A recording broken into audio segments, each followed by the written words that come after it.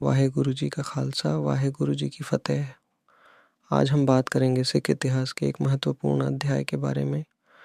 अकाली बाबा फूला सिंह जी के पिता सरदार ईशर सिंह जी निहंग की शहादत और वड्डा गल्लूघारा 1762 के दुखद घटनाक्रम के बारे में। साल 1848 में बैसाखी के अवसर पर जब 12 मिसलों ने मिलकर दल खालसा की स्थापना की तो सरदार ईशर सिंह जी निहंग भी इस ऐतिहासिक संगठन में शामिल हुए। 1761 में दिवाली के अवसर पर श्री अकाल तख्त साहिब पर सरबत खालसा का एक विशाल इकट्ठा आयोजित हुआ। इस सभा में हजारों सिख संगत और सभी मिसलों के प्रमुख शामिल हुए। उस समय अकाली बाबा फूला सिंह जी मात्र 9 वर्ष के थे और उनके पिताजी सरदार ईशर सिंह जी भी इस महत्वपूर्ण बैठक का हिस्सा थे। इस सभा में एक ऐतिहासिक फैसला लिया गया कि उन गद्दारों को सजा दी जाए जो मुगलों और अहमद शाह अब्दाली को सिखों के गुप्त ठिकानों और गतिविधियों की जानकारी देकर सिखों के कत्लेआम में मदद कर रहे थे। इन गद्दारों में सबसे बड़ा नाम था अकुलदास निरंजनिया का।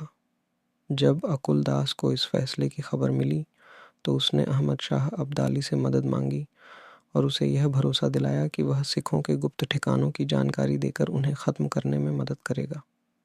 अहमद शाह अब्दाली सिखों की बढ़ती ताकत से बेहद चिंतित था। 1761 में वह कंधार से चलकर लाहौर पहुंचा।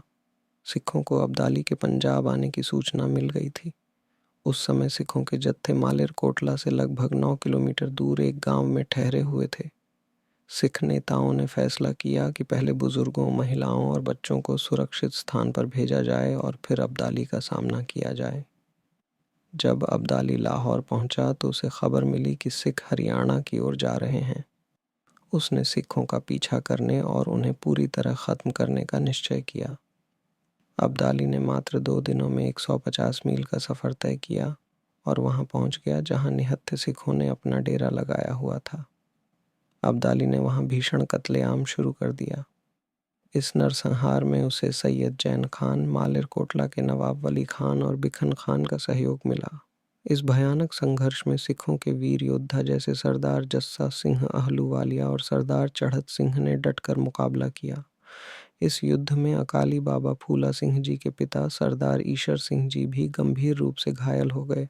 इस लड़ाई में लगभग 30,000 सिख वीर शहीद हो गए।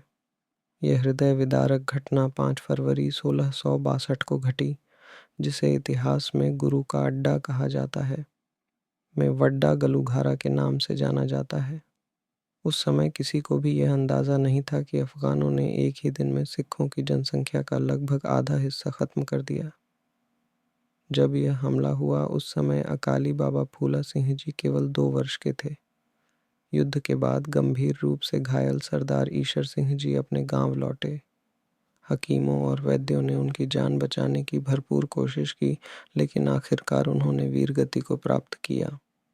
कुछ समय बाद परमात्मा की कृपा से उनके घर में एक और पुत्र का जन्म हुआ, जिनका नाम संत सिंह रखा गया।